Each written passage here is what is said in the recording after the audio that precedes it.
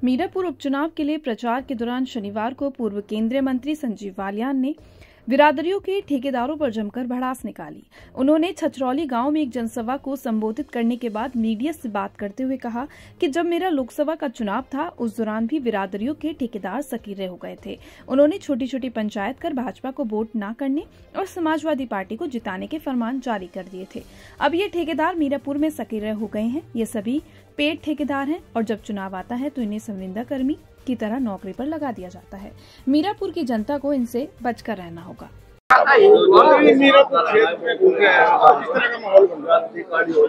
देखिए, माहौल तो अच्छा है और राजनीतिक समीकरण भी बेहतर है, मिथिलेश जी के पक्ष में दिखाई देता है।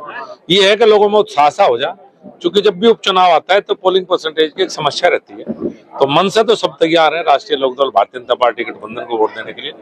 पोलिंग परसेंटेज हो, यही सबसे अनुरोध करने के लिए सबके बीच में। अच्छा, लगातार जातिवाद को लेकर पंचायतें शुरू हो गया है कि हम क्या भाई, यही काम तो मेरे साथ हुआ। जब भी तो यही हुई थी पंचायतें, हर जाति के ठेकेदार खड़े हो गए थे कि भाई हमें तो भाजपा को हराना है, हमें तो सपा को वोट देनी है, चाहे वो किसी भी समाज के। आपने तो खूब पंचायतें कवर करी है सारी की सारी। वही माहौल यहाँ बनाने का प्रयास है।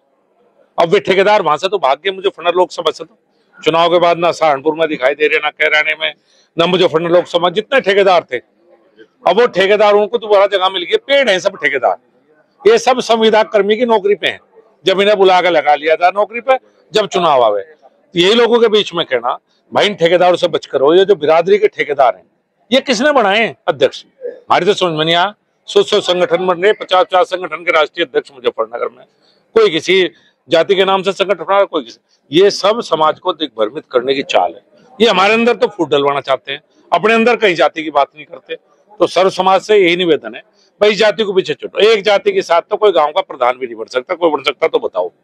विधायक तो बहुत दूर की बात है, सर्व समाज विधायक बनाता है। मुद्दों पर चुनाव लेकर आओ ना भाई। भारतीय जनता पार्टी की सरकार प्रदेश में कैसी चल रही है, केंद्र में कैसी चल रही है, चुनाव इस पर होना चाहिए। उम्मीदवार हमारा बेहतर है, उनका बेहतर है। ये कहां से आगे जातिवादी संगठन?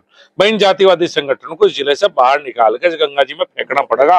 और ये जो जाति की बात करें, ये ठेकेदार हैं, इन्हें भी भगा के बॉर्डर पार करवा दो, जब ये जिला शांत रहेगा और सुरक्षित रहेगा। संजीव बालियान की राजनीति में इसका कितना प्रभाव पड़ेगा, किस तरह का प्रभाव आगे पड़ेगा? पहले तो बताया ना, मुजफ्फरनगर लोकसभा हमारे, आज ये यहाँ घुस गए, आगे फिर यही काम करेंगे लोग। इन्हें तो एक बार तो सबक सिखाना पड़ेगा ना। सबक सिखाने का सबसे अच्छा तरीका है वोट की ताकत, जिससे न पता लग जा भाई तुम्हारी लोगों को जागरूक होना पड़ेगा। अरे भाई, जाति की बात चुनाव खत्म होती क्यों नहीं करता? भाई मिथिलेश पाल सर्व समाज की उम्मीदवार है, तो सब साथ लेकर क्यों लगते? मिथिलेश के गुण देखो, पार्टी को देखो, एनडीए को देखो। ये जाति कहां से आ गई?